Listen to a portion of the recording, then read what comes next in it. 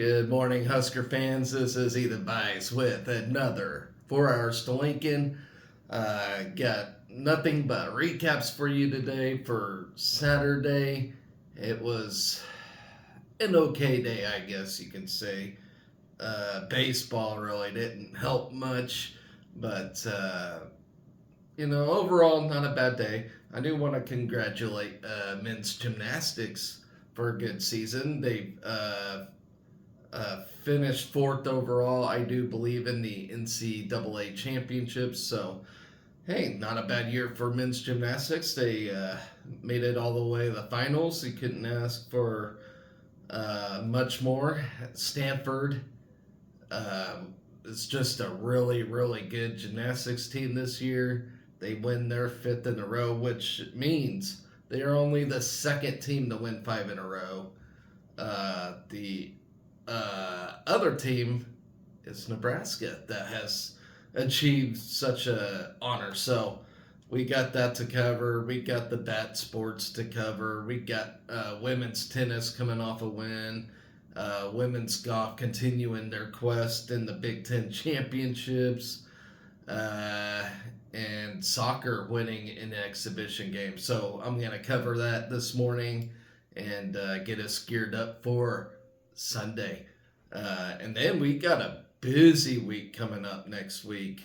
And I will talk about that at a later time. So let's talk about women's tennis real quick. Beating Michigan State. All right, behind the doubles point and 3 singles wins. They are now 12-9 and overall 3-7 in the Big Ten. They defeated Michigan State, who themselves are now 10-14 overall, 1-9 in the Big Ten, and we beat them 4-2 on Saturday afternoon. Action against the Spartans started with doubles. The Huskers came out to a fast start as Anna Zambarek and Anfisa Danilchenko topped Michigan State's Matilde Moraes and Natalie Stanzi on court 2, 6-2. Lucy Loy and Isabel Androver Gallego then clinched a doubles point for the Huskers for their 7-5 win on the court, 3 over Nicole Kennard and Issy Purser. The match moved on to singles with Rafael Lacassi and Maja Petrovic leading on court 1, 6-5. With the 1-0 advantage, Nebraska recorded a pair of singles wins in straight sets. Lacassi finished first on court 1 with her 6-2, 6-1 defeat over Moraes, and Androver Gallego topped Purser 6-1, 6-4 to stretch the Husker lead to 3-0. Michigan State then got a pair of victories as Kennard defeated Jillian Rowe in court 6, 6-4, 6-3, and Lisa Vavillaninen topped Danilchenko. And I apologize, tennis names are very difficult to talk about or to say, but she topped Danilchenko 7-6, and the Huskers led 3-2 with 2 matches remaining after dropping the first set. Petrovic won the next 2 sets over Stanzi's 3-6, 6-3, 6-3 on court 4 to clinch the match win for the Huskers. Zambarek's match was left unfinished on court 5 as she held the 4-6, 6-3, 5-1 lead. All right. Up next, the Huskers do stay in Michigan for their final regular season match as they face the number 2 Wolverines at noon today. So that's going to be a difficult task, but it is what it is. You got to play the big boys. All right, moving on. Women's golf. We have finished day 2 of this Big Ten golf tournament. We are moving on to day 3. Let's talk about day 2. Mikhaila Vavrova put together another solid round with a 73 to slide up 1 spot on the leaderboard into a tie for 24th after 36 holes at the Big Ten Women's Golf Championship that is being held in Maryland this year. The senior recorded a trio of birdies along with 11 pars while managing 4 bogeys on the 6,314-yard par 72 layout of the Bull Rock golf course. Vavrova carries a 2-round score of 147 in the 84 golfer field. Then you got Mu Takahashi, who matched Vavrova's 73 to make a significant move up the leaderboard, climbing up from a tie for 44th into a tie for 36th, heading into Sunday's final round. The junior from Japan carded 3 birdies, 11 pars, and 4 bogeys on the day, and owns a 2-round total of 149, which is 5 over par. Lindsey Teal gave the Huskers a third 73 count in the round, posting 5 birdies, 7 pars, and 6 bogeys. The senior made Nebraska's biggest jump on the leaderboard, 15 spots into a tie for 56th. Kellyanne Strand crept up 2 spots in the standings with her second round 74 on Saturday to end the day in a tie for 42nd at 150. The sophomore from Idaho completed Nebraska's 293 second round team total. As a team, the Huskers moved up 1 spot into sole possession of ninth in the 14-team field with a round total of 594. Lena Hassert and Arden Lushim rounded up the Husker contingent on Saturday. Lushim is a freshman from Utah who will head into Sunday's final round with a tie for 69th nice at 156 after contributing a counting score of 75 on Friday. Hassert, a junior from Germany, is tied for 73rd at 158, which is 14 over par. Michigan State strengthened its hold on the top spot in the team standings with a 283 on Saturday.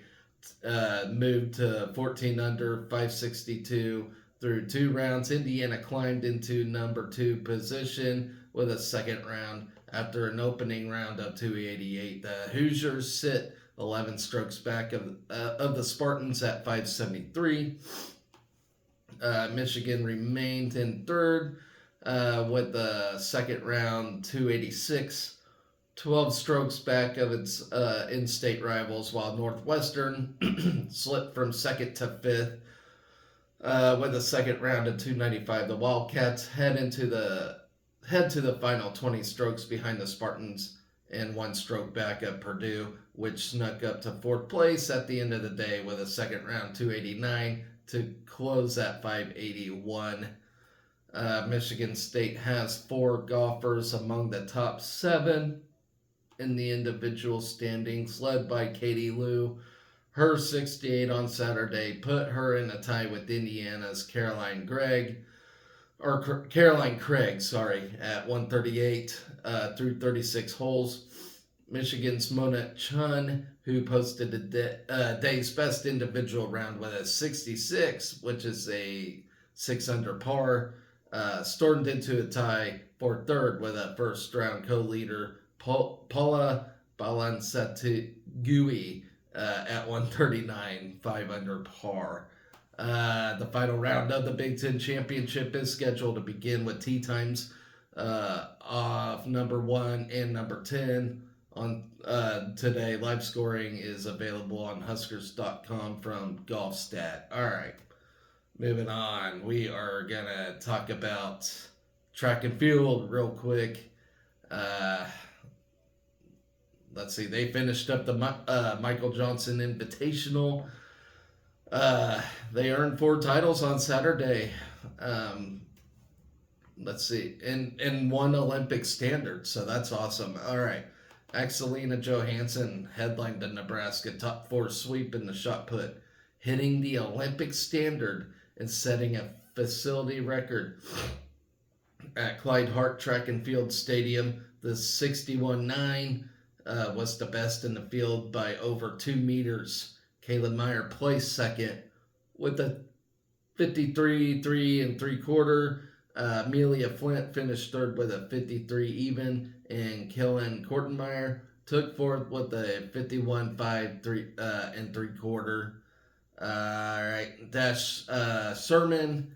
That's a good name for a track and field athlete. Dash. Okay, but he won the men's javelin with a toss of 237.11. during his season debut. The sophomore placed second at the Big Ten Championships and 13th at the NCAA Championships in the event during his freshman campaign. Tyler Brown threw a personal best of 234.7 to take second and break the all-time list for the first time, coming in at seventh.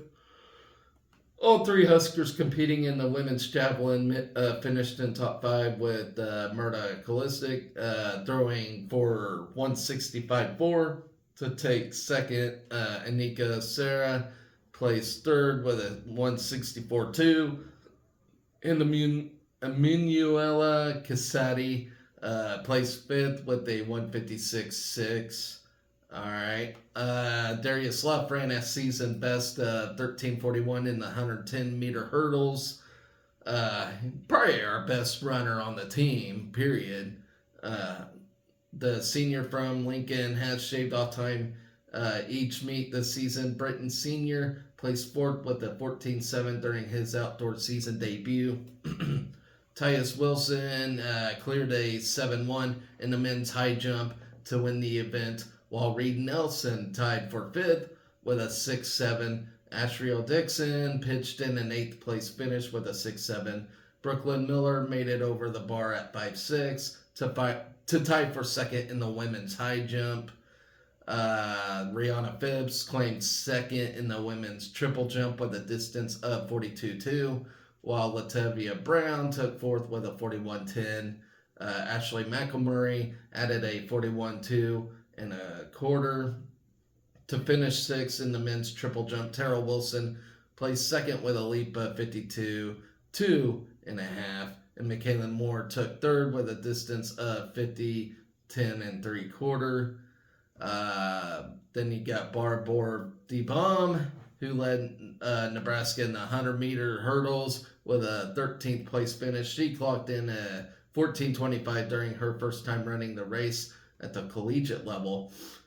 In the women's 100 meters, Stephen Hicks ran a 12:17 to place 27th. Oh, man. Sorry, guys. While Lorenza Payson ran a 10:79 in the men's 100 meters to place 32nd. Then Nick Bryant placed 7th in the men's 400 meter and ran fourth among collegiate competitors with a time of 47.41. Tyrell Pierce added a 9th place finish with a 47.52. Megan Walker covered the track in 56.01, taking 15th in the women's 400 meter. The 4x400 meter relays and men's shot put were canceled due to lightning in the area, so they never got to compete.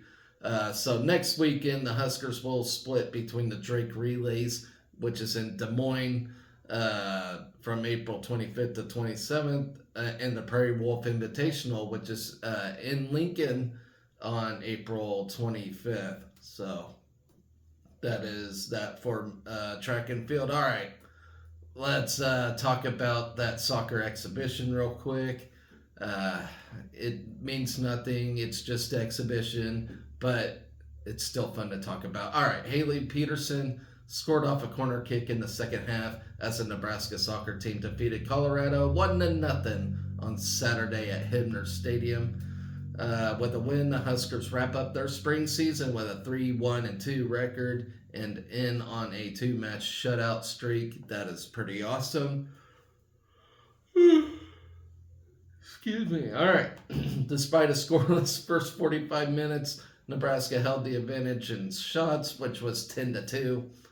Shots on goal with 2-0, and corner kicks 8-1.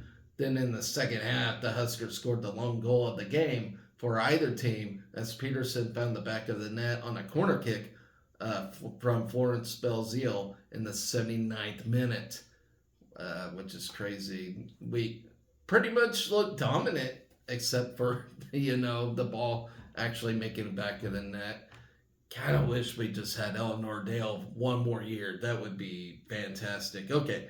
Overall, the Huskers topped Colorado in shots 22-8, shots on goal 10-3, and corner kicks 11-4 en route to the 1-0 victory. So I'm really excited for soccer to start back up because I don't know. I just have a good feeling about this year. They still got a ton of uh, ladies on this team that can contribute in the big way, despite not having Eleanor Dale. I still feel like this team can go places this upcoming fall season. But all right, let's move on. Let's talk about bat sports real quick. Just not a good day on the diamond. Softball and baseball. Softball at least tried to climb back up. Baseball just surrendered after the first swing of that game. We're here to talk about it. It's hard to talk about, but we're going to talk about it. All right. Let's start with softball. Lost a 1-run game at Michigan. And mind you, this is a very good Michigan team, especially at home. They haven't even lost a game at home yet this year. So if that tells you anything. All right. So for a second straight day, lost to Michigan. And you know, despite that, we are giving them their best shot at home. So held off the Huskers to a 6-5 victory. Michigan led 5-0 after 3 innings, taking advantage of a Husker error to score 3 unearned runs in a 4-run second inning. Down by 5, the Huskers pulled to within 1 at 5-4 with a 4-run third inning. Michigan then scored what proved to be the game-winning run in the bottom of the third when a runner scored from second base on a sac fly. Nebraska earned 1 run over its final 4 innings, but the Huskers had chances for more runs in the 4th inning. Nebraska had 2 on and no outs, but could not score. Then in the 5th, the Huskers had a runner thrown out at home plate to end the inning.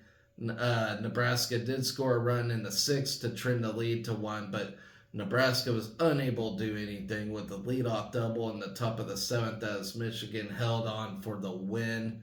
And I thought this was going to be another extra inning game. I really did. Emerson Cope did all she could to keep Nebraska in the game. The freshman hit a 3-run homer and had the leadoff double in the 7th inning. Cope went 2 for 3 off the bench with a double, a homer, and 3 RBIs. Cope also shined in the circle where she allowed 2 runs in 4.2 innings of relief. She shut out the Wolverines over the final 3 innings to give Nebraska a chance. Sarah Harness started and took the loss for Nebraska, allowing 4 runs in 1.1 innings.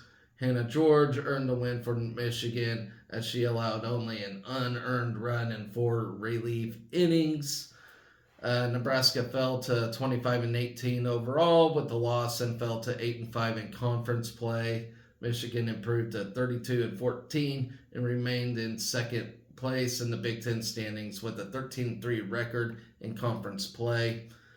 Michigan took a 1-0 lead with a leadoff home run in the bottom of the 1st inning. The Wolverines had a chance for more by recording another hit and 3 walks in the inning, but a double play helped the Huskers escape the inning without any further damage. The Wolverines then scored 4 times in the 2nd inning, aided by a Husker error. Michigan had a runner at second before an error put runners on the corners with 1 out. An RBI single made it 2-0 before Cope came on and got a ground out for the 2nd out. But the error that extended the inning loomed large when Keith Dole hit a 3-run homer to give Michigan a 5-0 lead.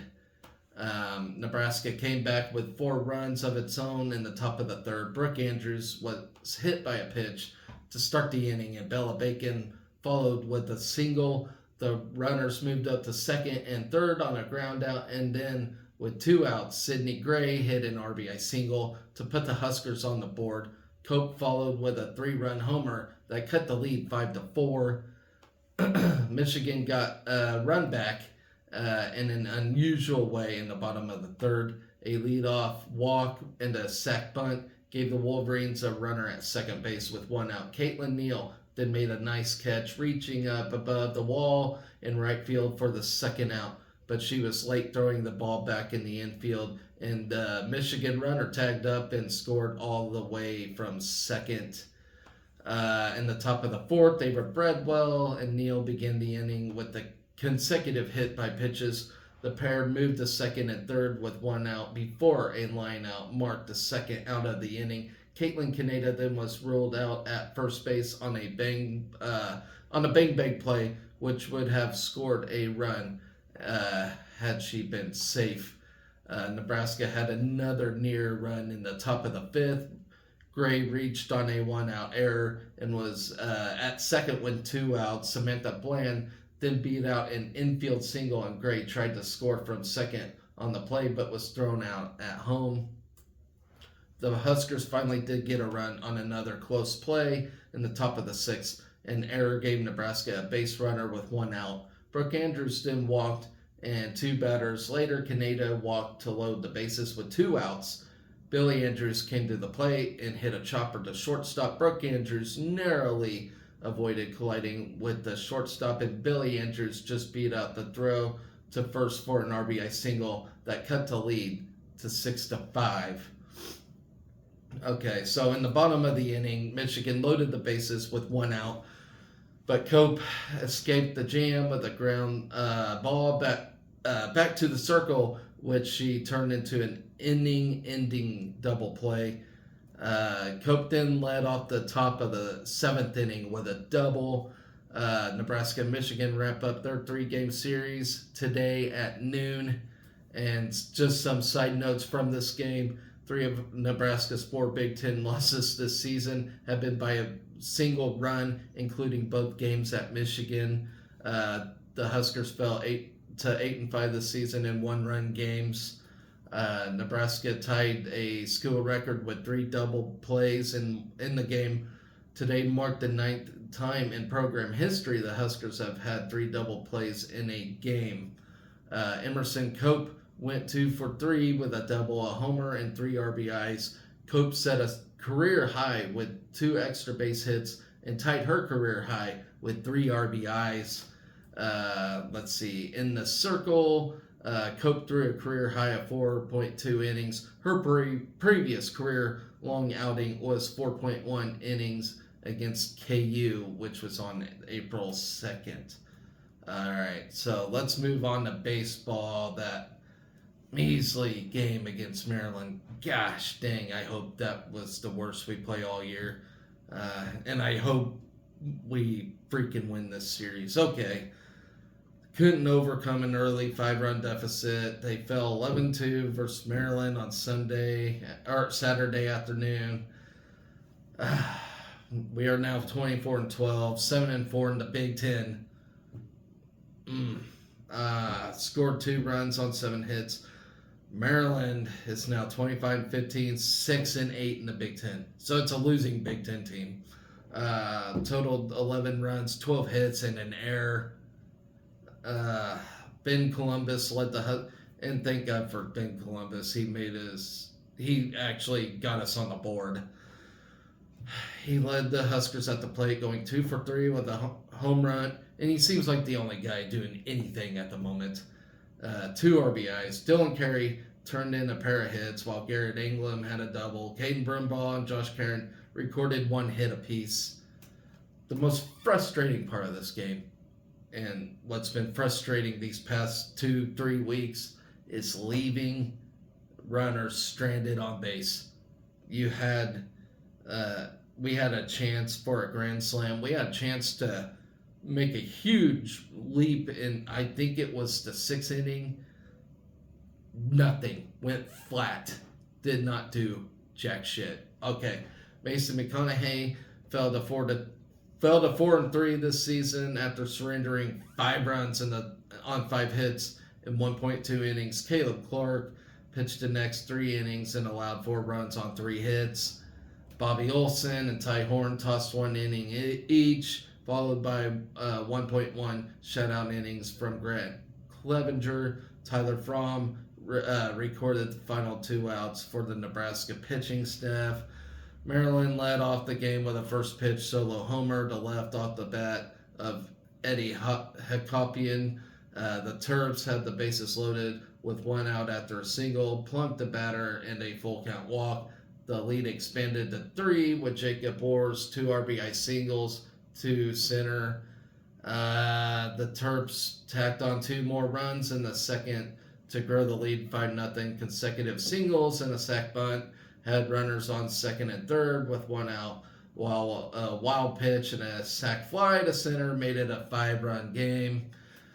A walk and a double had runners on second and third with no outs in the fourth, while an RBI ground out to the shortstop plated Maryland's 6th run of the day. Columbus homered for the 4th time this in the last 6 games with a solo shot to right to make it a 6-1 game.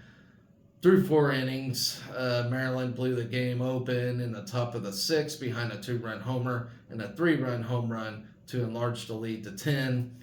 The Huskers had runners on second and third after a single from Karen and a double by England with one out in the bottom of the 6th. Columbus lifted a 2-0 pitch to left for a sac fly, plating Karen to score Nebraska's 2nd run of the afternoon. Nebraska had the bases loaded with 2 outs after 2 walks and an error in the bottom of the 7th, but couldn't scratch across any more runs to cut into the deficit. The 2 teams exchanged scoreless frames in the 8th and 9th innings to clinch the road win for the Terps. Nebraska and Maryland conclude this weekend series today at noon. You can watch it on Big Ten Plus if you please, but don't waste your time. All right, let's move on to men's gymnastics at the NCAA championships. All right, ladies and gentlemen, this team fought hard at this thing. Made their 7th consecutive appearance at the NCAA championships finals on Saturday evening, where they tallied 10 total All-America honors and a 4th place finish with a team score of 412, 427. All right, the Huskers' performance was highlighted by 5 Huskers who were named All-Americans after garnering a total of 10 All-America honors. Taylor Christopoulos finished in 2nd place on floor, 4th on vault, 3rd on high bar, and 6th in the all-around. Zach Tiderman finished in 2nd place on high bar and 7th on vault.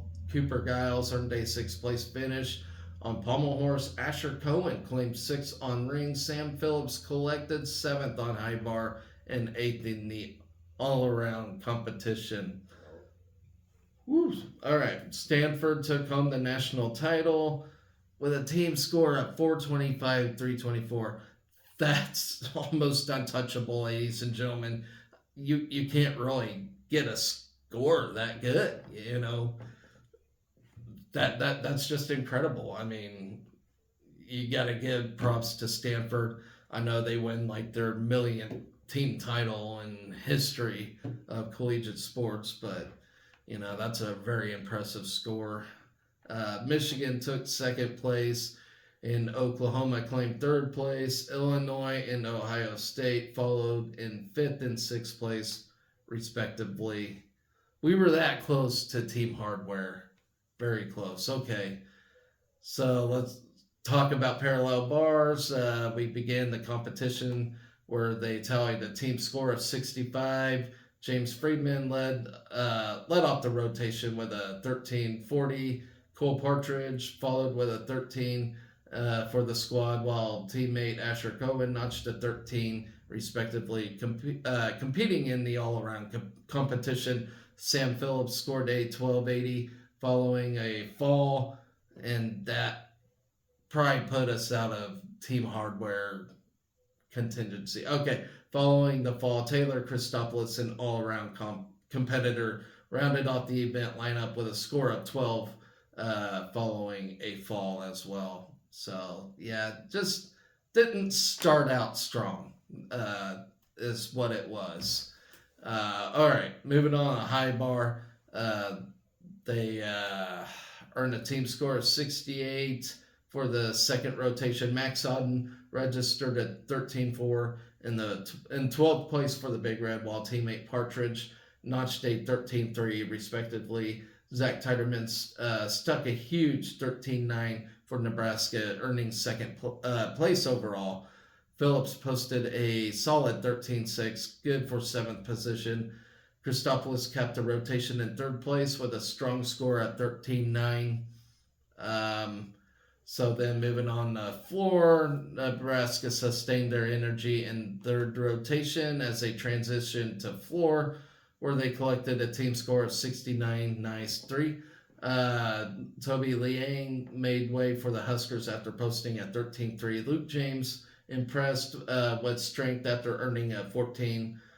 Chase Mundy capitalized on the energy, posted a 13-6.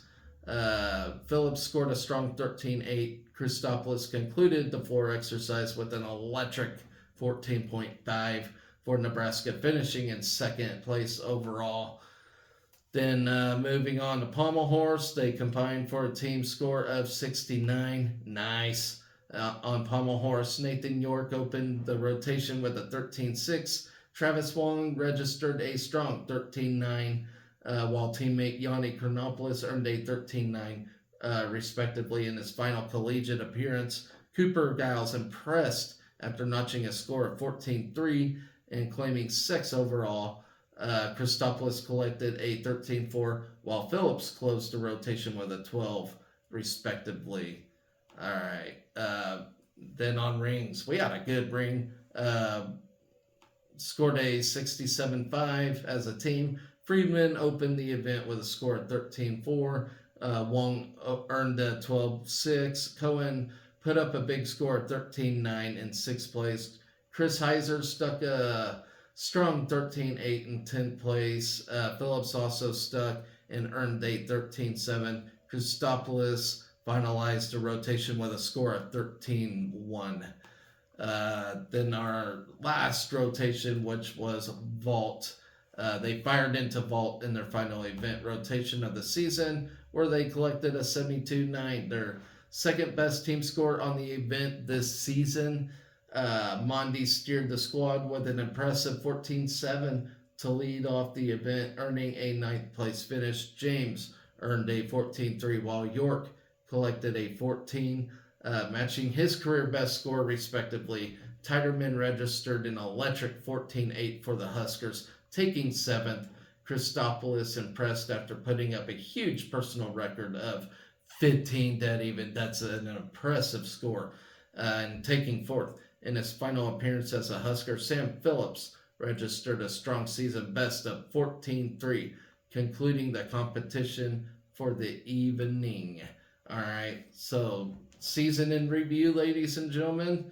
The men's gymnastics team finished the 2024 season 12-8 overall, highlighted by their 3rd place finish at the Big Ten Conference Championships and a 4th place finish at the NCAA Men's Gymnastics Championships. So, hey, not a bad year for men's gymnastics. All right. And I do believe that is my show, ladies and gentlemen. So, yeah, we got women's golf finishing their round today. Women's tennis taking on a very, very, very, very, very strong Michigan tennis team. Softball concluding this series against at Michigan. Tough time there this weekend. Men's tennis taking on Penn State for their season finale. Regular season finale, I should say. And then baseball, hoping to take the series against Maryland. If they played anything like yesterday, forget about it. But just heartbreaking what we have been seeing out of this baseball team. All right, so that is going to wrap it up for this show, ladies and gentlemen. Always remember to be excellent to each other. Go Big Red.